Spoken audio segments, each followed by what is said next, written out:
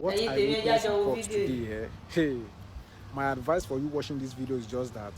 whatever that can take away your life, just avoid it. Don't let any person take away your life. Don't let someone deprive you of your life, because once you pile like this, that might just be the end. And don't think you will get 100%, don't think you will get justice, because sometimes justice might be turned upside down. What I witnessed in court today, in fact, as a lawyer myself, I fear Nigerian justice system. Please kindly like and share this video. Sẹ́yìn náà láti gbọ́ ṣé ẹ mọ̀ pé tẹ́lẹ̀tẹ́lẹ̀ tó bá jẹ́ Páládìkẹ́ ní ń sọ ẹ̀yin sábà lísìn sí ẹ mọ̀ pé kí ní ń sọ yìí. Kódà bí ẹ̀mẹ́ta àbí bí ẹ̀mẹ́rin mo ti ṣe fídíò lórí rẹ̀ wípé ẹ̀yin tẹ́ ẹ mọ̀ ń dámọ̀ràn pa mí wò ó rí i pé wọ́n pàwọ́ náà ni especially tó o bá ní owó lọ́wọ́ tó o bá ní owó lọ́wọ́ àwọn ò tiẹ̀ tún wá yànnàná rẹ̀ dáadáa wọn ò yànnàná rẹ̀ dáadáa kì í ṣẹni tó tiẹ̀ ti kú nìkan ẹni tó wà láyé gan tí ò bá ní owó lọ́wọ́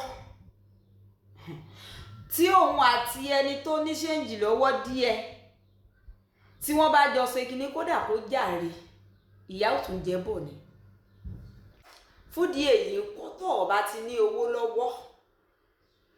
dáràn mọ́ wọn tó o bá ti ní owó lọ́wọ́ wo ìwọ̀nba lè yóò mọ̀ sọ pé after orí right mi mo wà orí right mi mo wà orí right rẹ ó tún kú ọdẹ wọn o orí right rẹ yóò fi ìyà jì ọ́ orí right rẹ kò yí ọba ilé ìsìn ó tún lè sọ sẹ́yìn gbàgà ó tún lè mú ọ̀sánwó òtanràn bó ṣe wà nù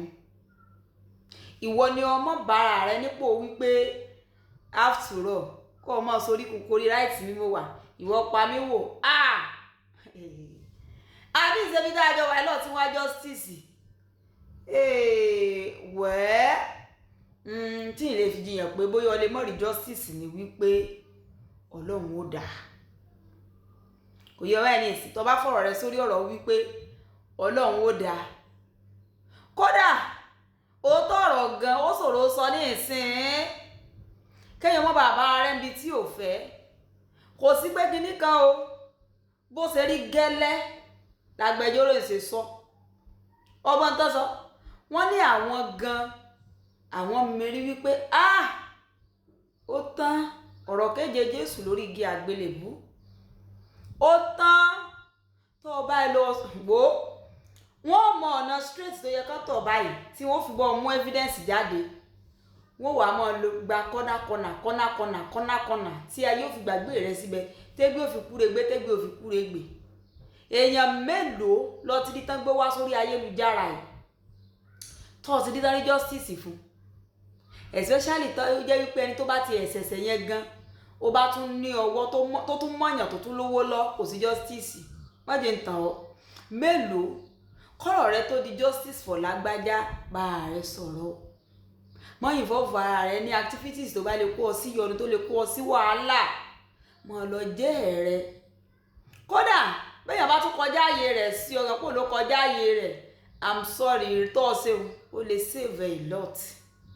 kò yẹ báyìí ní ìsìn bẹ́yàn bá lọ sí torí yí pé ó bá pa mí wò wọ́n ó pa ikú sèmù ni ọ sì fọ̀rọ̀ rẹ lọ́lọ́run lọ́nu pé ọlọ́run ó dá ní tó sì kùnú ikú sèmù ni o wọ́n tanra rẹ̀ Aládìkẹ́ rí iná o ẹ bá like ẹ comment ẹ share o dàbọ̀.